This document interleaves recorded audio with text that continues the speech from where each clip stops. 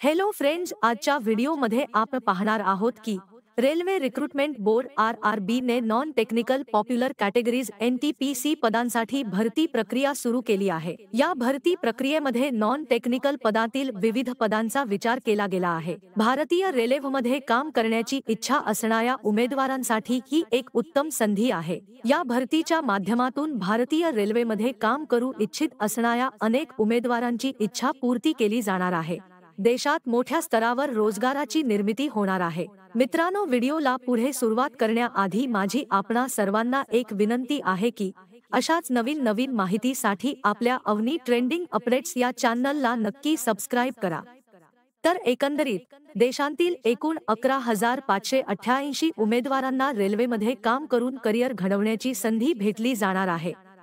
RRB ने आयोजित केलेल्या या NTPC पदातील रिक्त जागांसाठीच्या भरती प्रक्रियेसंदर्भात ऑनलाईन अधिसूचना जाहीर केली आहे।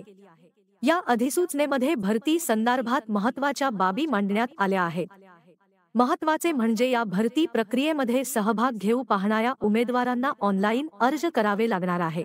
ऑनलाईन अर्ज करण्यासाठी उमेदवारांनी RRBच्या अधिकृत संकेतस्थळाला भेट द्या, पण सध्या ती लिंक ऍक्टिव्ह केली गेली नसल्या कारणाने उमेदवारांना अर्ज करता येणार नाही आहे। ऑनलाईन अर्ज करण्यासाठी उमेदवारांना काही दिवसांसाठी वाट पाहावी लागणार आहे। 14 सप्टेंबरपासून उमेदवारांना या अर्ज प्रक्रिया तुम्हाला करता येणार आहे।